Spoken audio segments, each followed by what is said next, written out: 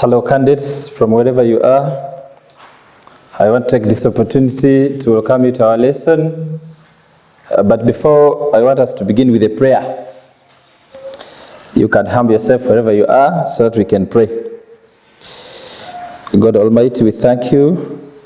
You are the most merciful, the most gracious. We thank you for the gift of life. We ask you for good health, knowledge, and wisdom. Amen. So candidates, I want to thank you for following our lessons online. And for that matter, I've also come to join you so that we can share something today. As usual, I want to begin with a spelling drill. You get a pen and paper so that we can write something. Let us have a spelling drill.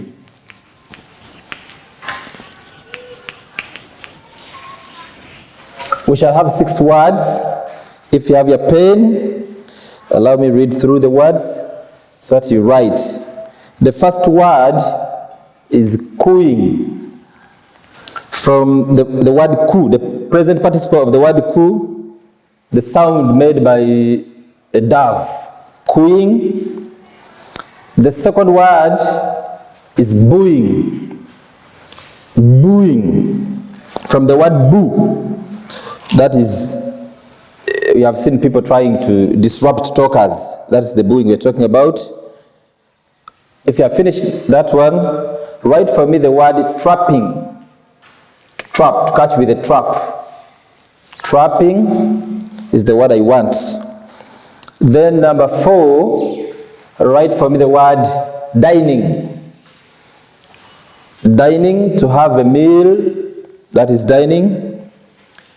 Then number 5, write for me the word faking. From the word fake, that's the verb fake. When you have something like a false displays, some people fake sickness, so I want the word faking. And lastly, let us have the word clapping, to strike the palms. There are 6 words.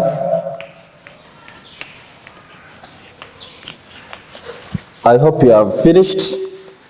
Let me go through to summarize. The first word was cooing. Second one was booing, trapping, dining, faking, and clapping. So you can do correction there, or you can check your answers. We said the first word was cooing. From the word coo, and the present participle is cooing. You just add ing.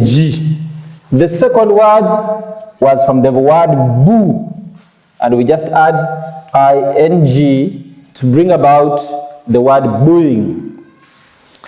And the third word we had was trapping.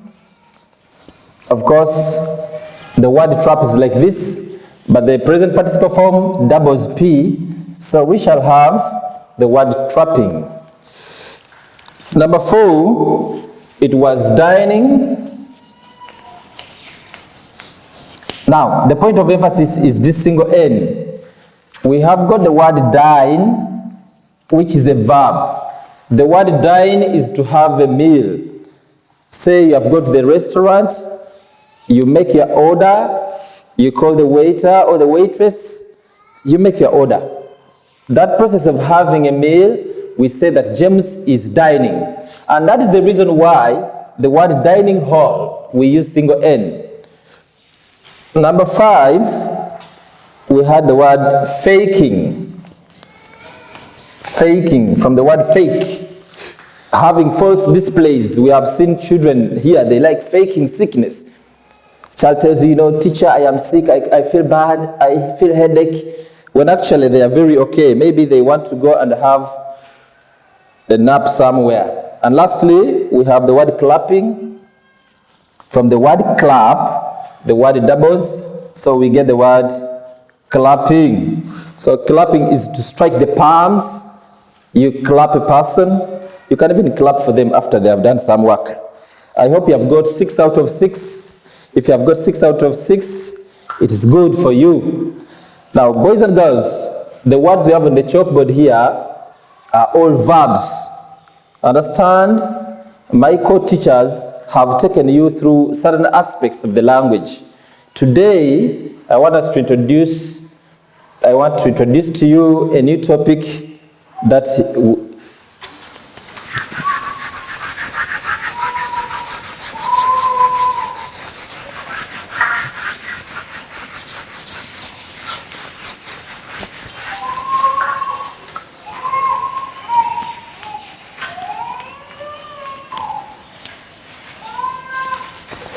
verbs.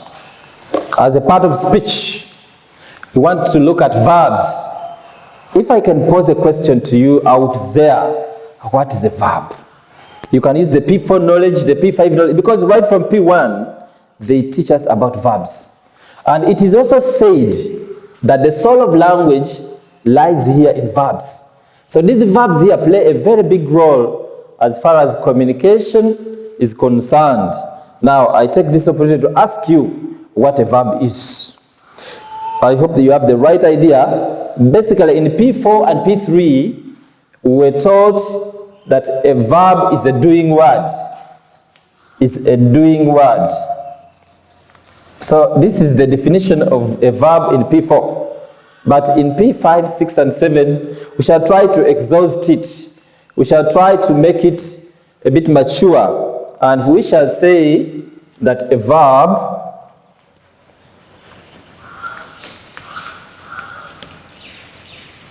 is a word, just like adjectives, like adverbs, like nouns, they are all verbs. But what does this word do? So this is a word that expresses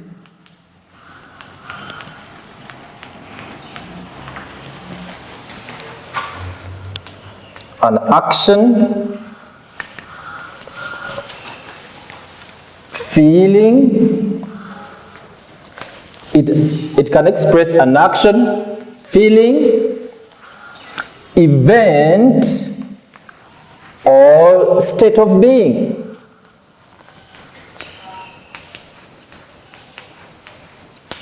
So for us, we shall say that a verb is a word that expresses an action, feeling, event, or state of being. That will be our definition for a verb. Of course, we need to go further and see how does a word express an action. For instance, with examples, we shall be able to define the term verbs. In the first case, how does, we shall say i.e., with examples, how does a word express an action? When somebody says that Joan, let me use Joseph because I want a masculine gender. Joseph killed a rat. Many of you kill rats. So Joseph killed a rat. That is our sentence. In this case, we have Joseph, who appears to be a noun. And the action is the word killed. So killed is an action word in this case. So we say that this word killed is used to express the action. Which action can be maybe making a rat to lose life. That is for the part of expressing an action. We can also say, we want to see how a word or a verb can express a feeling. Language is used to express different things. We can express ourselves, our feelings, and other things. In this case, as language, that is to say English, how do we express our feelings? Sometimes you have feelings of disapproval. You know, you come out and you want somebody to know really that you're not happy with them. And what happens? You use language. How does a word express the feelings? Somebody can say that, I hate you. In this case, the word hate is used because a hate is not an action word. It is not a word that you can see somebody perform. So it lies in what we call the abstract verbs, and in that case, it is used to express some feelings. Events. We can also express some events. In this case, we shall say that she graduated last year. I understand most of you have sisters and brothers who have attained university education, and at the end of it all, they have acquired diplomas and degrees. So they graduate, and when they graduate, this word graduated is a verb that is used to express an event, just like marrying, burying. So that one is also used to express an event. We can also use verbs to express state of being. In other words, what is happening at that particular moment? That's the state of being that we're talking about. And we shall say that somebody can say, maybe we have not used pronoun we sleep at night. So the word sleep is a word that is not an action word also. It's not a feeling, it's not an event, but it is a state of being. Just like somebody can say, I am sick. So the word am is also a verb that can be used to show that there is some state of being that is there. That said, let us also look at classes.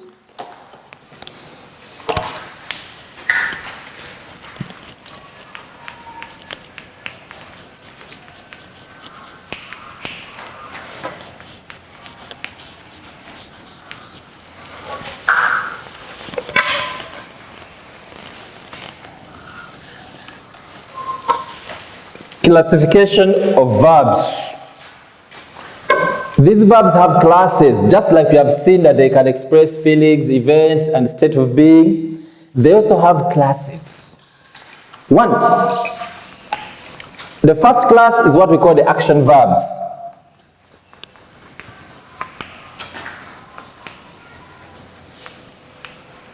Now, for action verbs, of course, an action, and that is why we have that definition of P4 that says that a verb is a doing word. Several times we watch movies. I know you are in the holidays and you like watching movies a lot. And you find these boys of ours trying to go and buy some movies. Somebody says, I want an action movie. Because there's a lot of jumping, kicking. You know, that is what you call an action movie. However, anything that is performed is called an action. Standing up is an action, sitting is an action, eating is an action, jumping, as long as it is performed by the body, that is an action.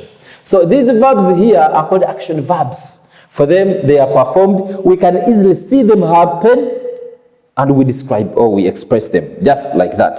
These ones are also categorized. These are the ones that have what we call the transitive and intransitive. These action verbs, I'm trying today, we shall have a preamble of the verbs. Then we shall go deeper into the details. However, action verbs, just like we have seen, that they express actions, what we can perform with our bodies. They are of two types, the transitive and then the intransitive. When we talk of the transitive verbs, we are talking about those verbs that link you to an object, that have receivers of the actions. And the other way around, intransitive verbs are these ones that are followed by adverbs. We shall have some more examples or detailed examples when we reach that category. Then number two, we have what we call the auxiliary verbs. Auxiliary verbs also sometimes they are known as the linking verbs.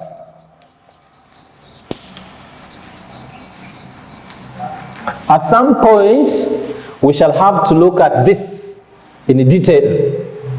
What are auxiliary verbs? What are linking verbs? For them, they may not even have meaning as such. Their work is entirely to link the subject and the object. Number three, we shall have what we call modal verbs. Modal verbs. Now, modal verbs, just like the auxiliary verbs, these ones are also there to help emphasize, to help stress. But they may not have so much of the meaning as such. Then category 3, we shall have, category 4, what we call the abstract verbs. The abstract verbs. These ones are non-action verbs.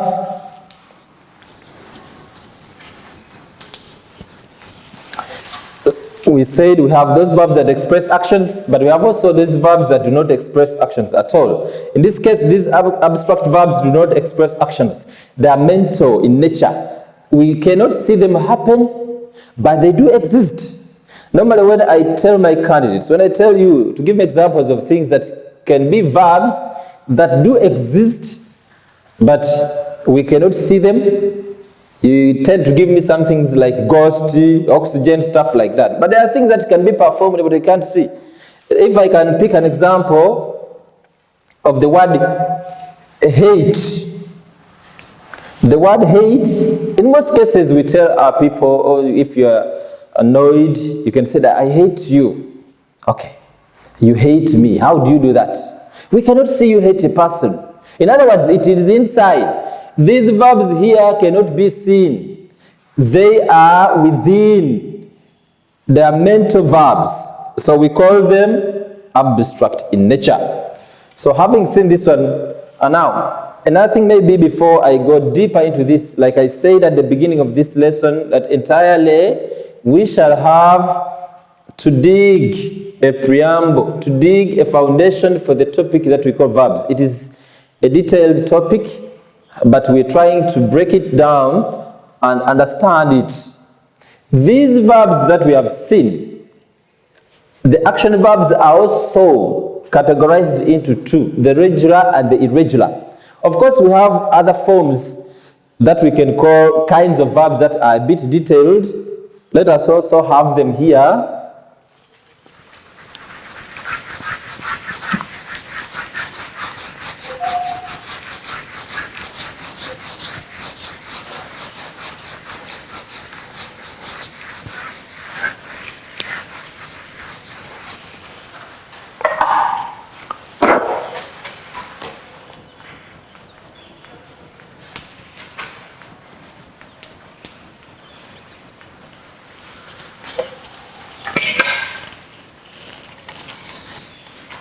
Good.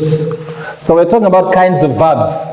These are classes of verbs, particular classes. They may have even more of the kinds or the types that we're talking about. But in this case, we're talking about different kinds of verbs.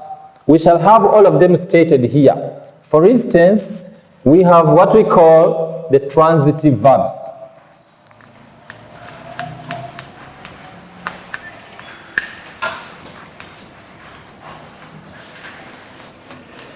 As the first kind, we shall also have the opposite, which is intransitive.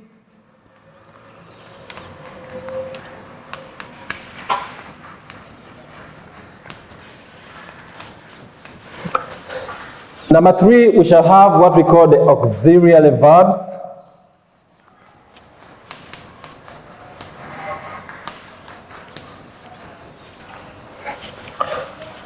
We shall have modal verbs.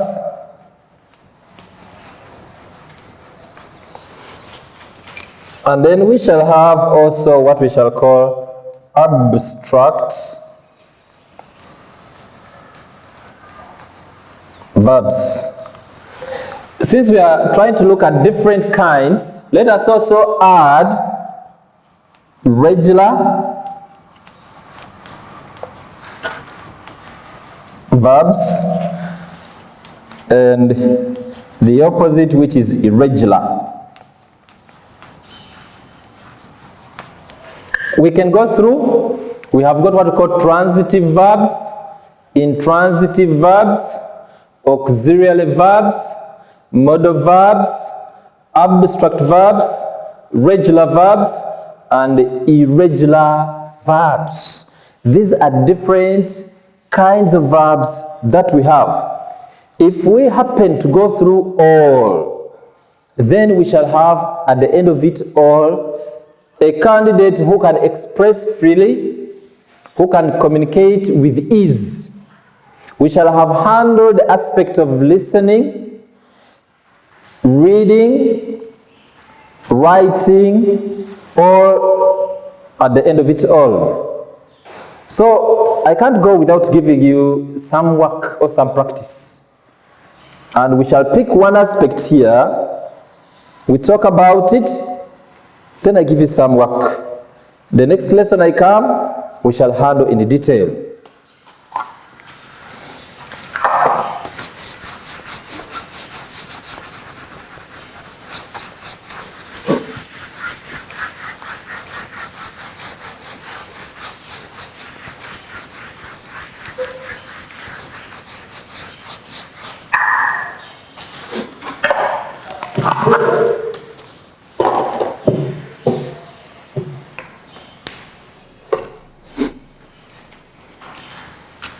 Well, let us speak what we call regular verbs.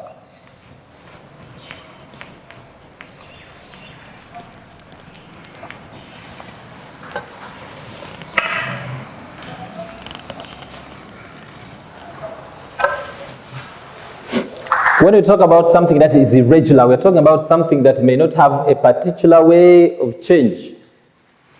That the one that has a particular way of change is what we call regular, and the one that does not have a particular way of, or a method of doing something is what we call irregular. It is regular, it means that there is a specific way this thing behaves or the way it is formed. Now, what are regular verbs? We shall say that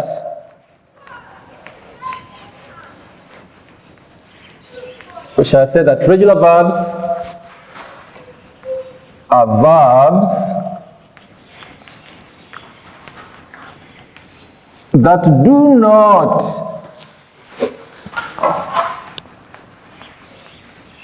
change the main word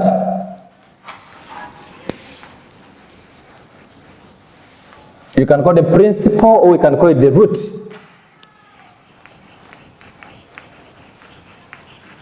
When forming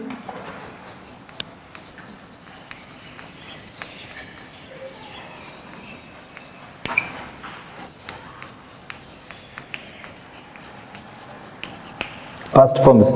So we shall say that regular verbs are words or are verbs that do not change the main word or the root when forming the past forms. I wanted to tell you also that human language is unique.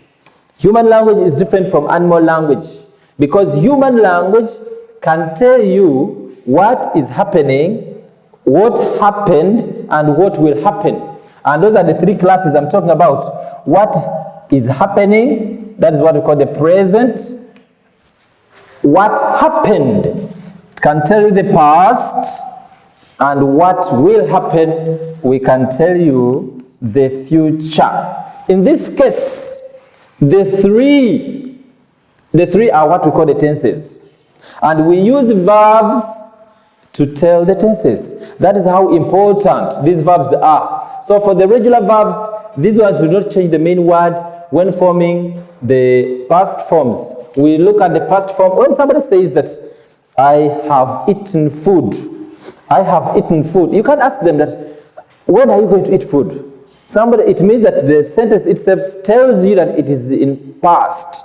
And when somebody tells you that, I will eat food, you can't say that, at what time did you eat food? When somebody has already told you, I will eat food, that implies that somebody has not eaten food, but will do it in future, or time to come from now. So, in that case, I want to try to be a little bit fast. We are talking about these words do not form, and let us have some examples here. Or we can also say note. We put a note here. We say they simply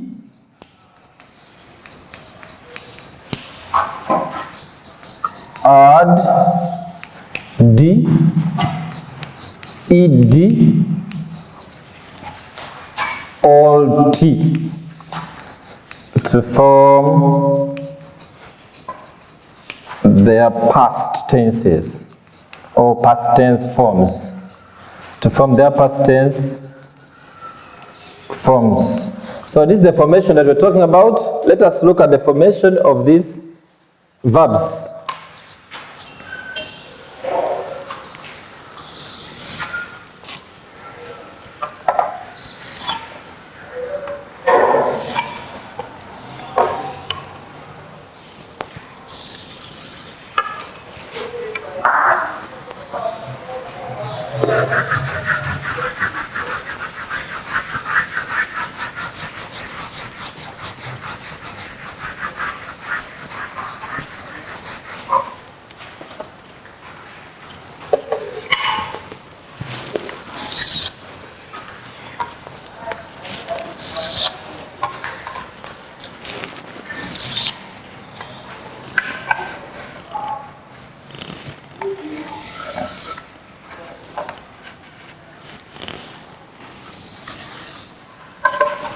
Good.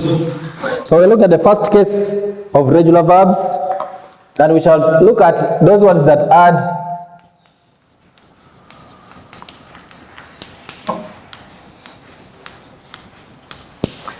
ed, and we shall have the present, we shall have the past simple, we shall also have the past participle.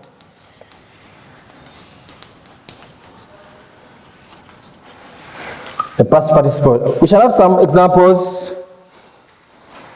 Let us have a word like walk, wait, and maybe a word like work. So these are verbs. We have the word walk, to march, to move. In the past simple, we just add ed. So we shall have the word walked. And the participle, we shall also have walked. So these are the simplest of all because you just add ed. Wait, we shall have waited. And the past participle, we shall also have waited. Work, we shall have worked. And we shall also have worked. In other words, I work every day. Yes, and we can say yesterday I worked for long hours. And we can also say he has worked for a long time. Now, the following I'm going to give you, you're going to practice from there. We shall mark after. I'm going to give you a list of verbs. You go through, practice using them, and then after, you will send the work. It's just like an activity. Complete the table.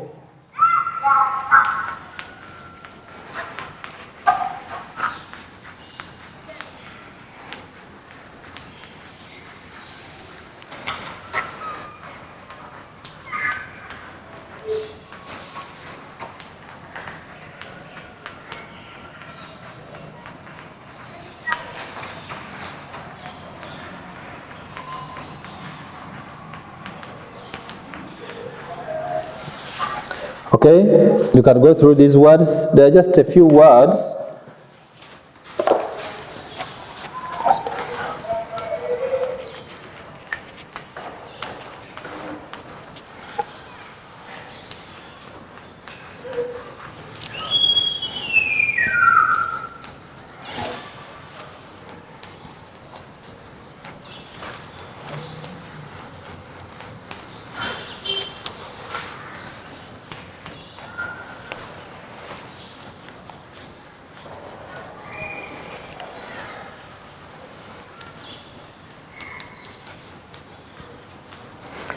These ones will be enough words for you to practice from out there. Stop, add, allow, hang, laugh, slap, talk, wash, and then witness. So witness, those are the words that we shall have for practice. I want you to supply for me the past simple forms and the past participle forms of these given words. So my dear candidates out there, I want to conclude by actually appreciating your endeavors. I want to thank our dear parents for monitoring our candidates. and trying to keep them